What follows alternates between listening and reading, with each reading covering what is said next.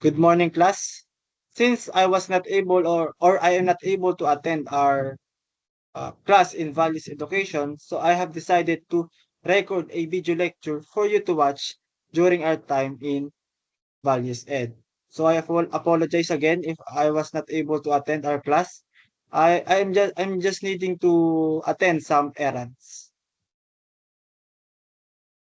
Before we proceed with our discussion, let us first have a opening prayer.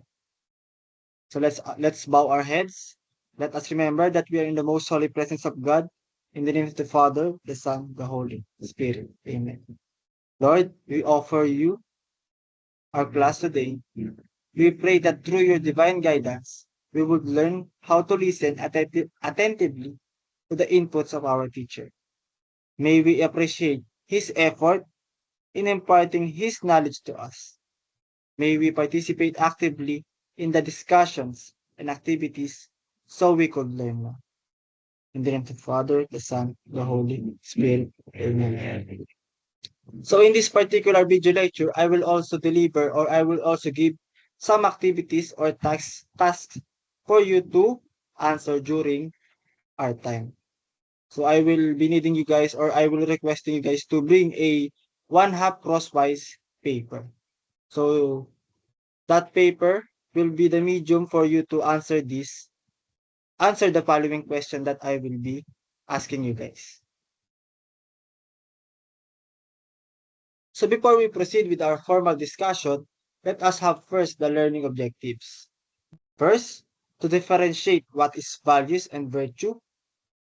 Two, to appreciate someone's values and virtues. In the past meeting, we already discussed some of the topics in values education. So we already defined what is value. So let us recall again. Values are individual beliefs. These are beliefs or idea that motivate people to act one way or another. They serve as a guide for human behavior. They are our most fundamental beliefs that are closely linked to our identity, and they guide or motivate our attitudes and behaviors.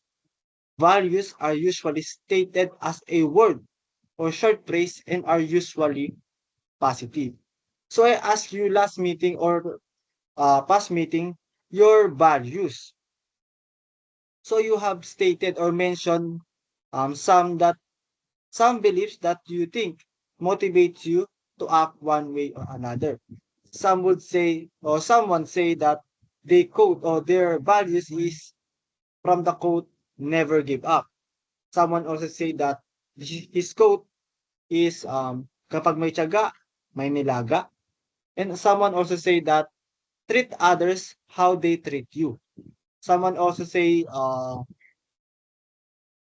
do you call that?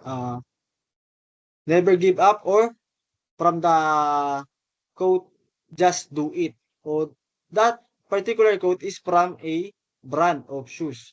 So I also get inspiration from another factor. So I get a quote from the anime I have watched named Vinland Saga. So this particular quote stated, I have no enemies. So that quote means to be peaceful every day or to choose peace every day. So I chose that particular quote since I want to be a peaceful person. So that's the particular values that I followed every day. Same with you, class. So you have chosen a value that you followed every day that motivates you to act good to another person. Aside from values, we will also talk about virtues. Virtues comes from the Latin word vir, which means man, vis, which means power. This comes from, or this was stated by Thomas Aquinas. So Thomas Aquinas was philosopher back in the days. Virtue also means istus, which means strength, dunamis, which means might, and arete, which means moral excellence or perfection. So let us focus on this word, perfection. With this understanding, Aquinas defined virtue as a good habit bearing on activity. This is similar to modern definition of virtue, which is a habitual and formed disposition to do the good.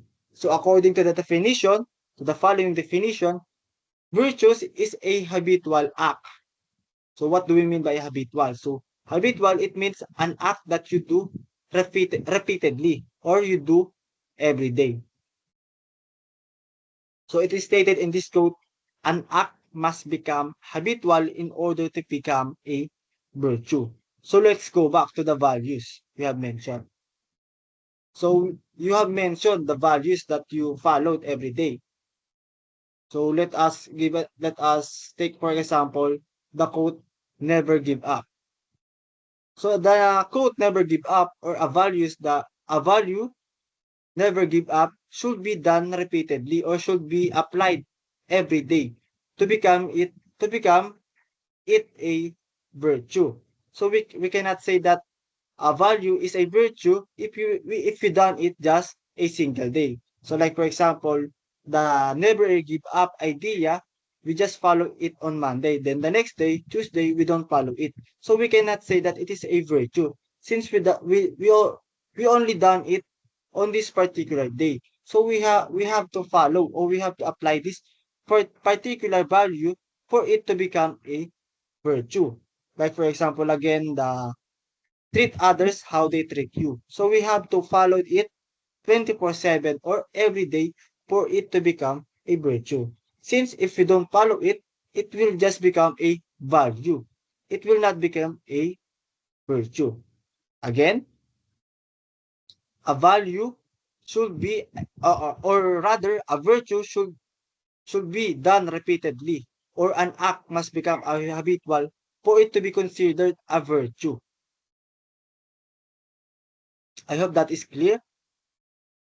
So I have this video for you class for you to watch and observe since I will also implement again. I have as I have mentioned before, I will implement activities during our video lecture.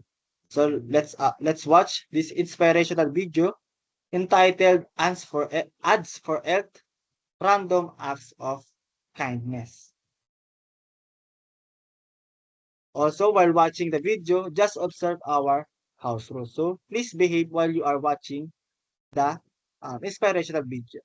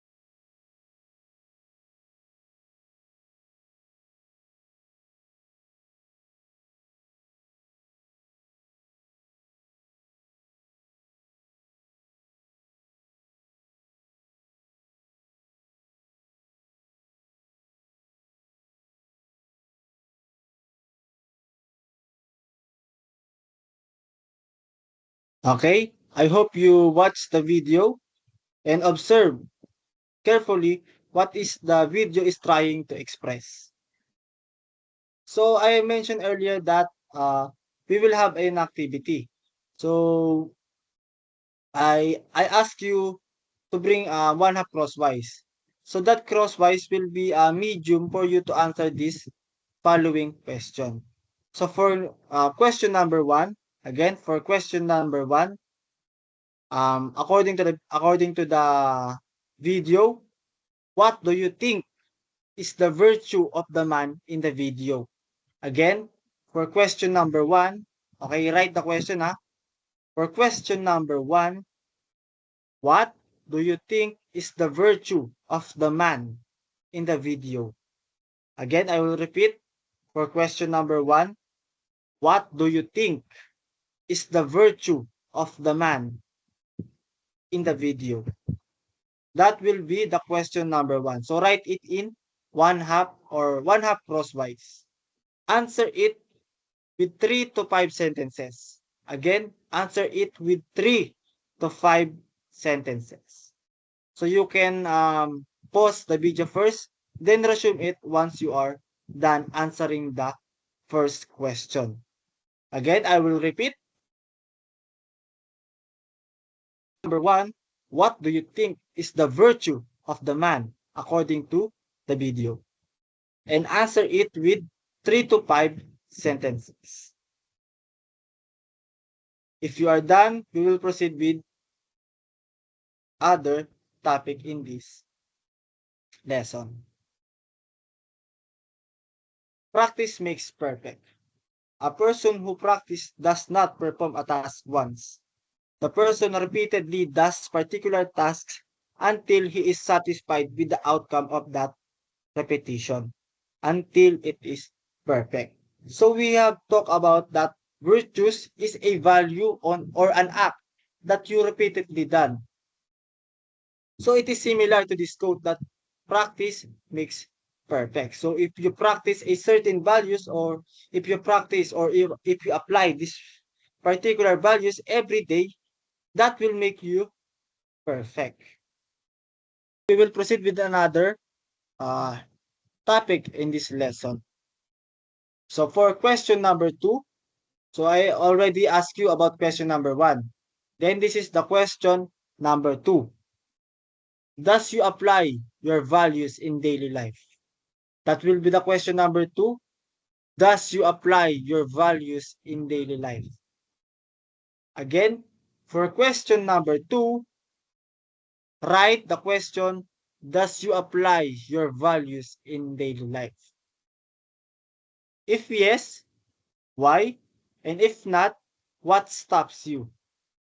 Again, for question number two, does you apply your values in daily life?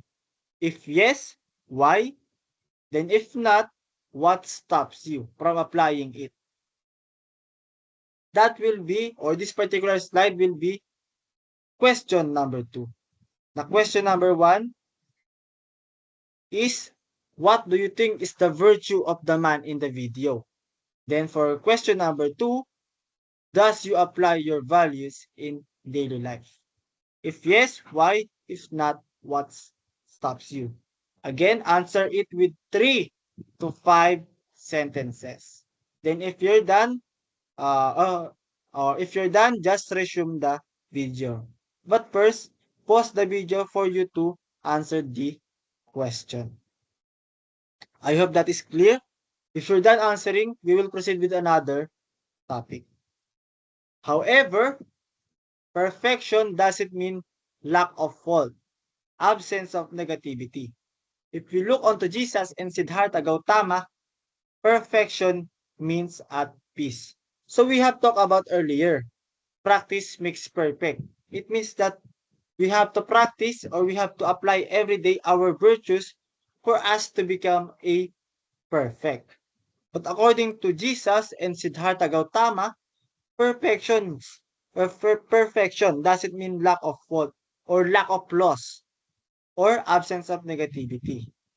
If you look onto Jesus and Siddhartha Gautama, perfections means at peace. So if we look onto this story of if we look onto the story of this particular people, Jesus and Siddhartha Gautama, they practice every day the values that they followed. But it doesn't mean that they are perfect. It just means that they are at peace. Again, perfection doesn't mean lack of fault or absence of negativity. It means that you have chosen peace or you attain peace.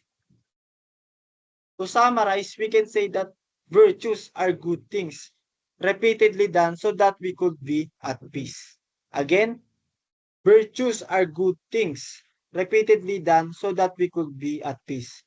Virtues are not done for us to be perfect. We do virtues repeatedly so that we could attain peace, just like Jesus and Siddhartha Gautama, or also known as Buddha. I will repeat again. Virtues are good things repeatedly done so that we could be at peace with ourselves, with the people around us, and with God. So learning.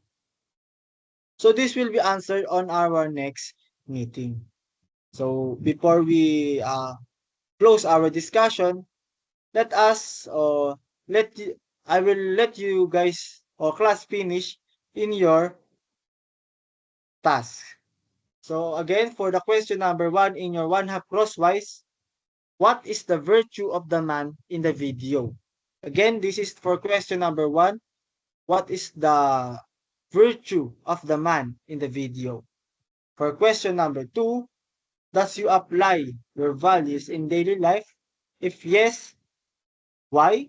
And if not, what stops you? Okay, class, that concludes our meeting for today or our video lecture today. I hope you accomplished the given tasks and I hope that you have learned. Again, I apologize for not able to attend our meeting, but I will attend in our subject in Araling Pandupon. So that concludes our meeting. Goodbye, class.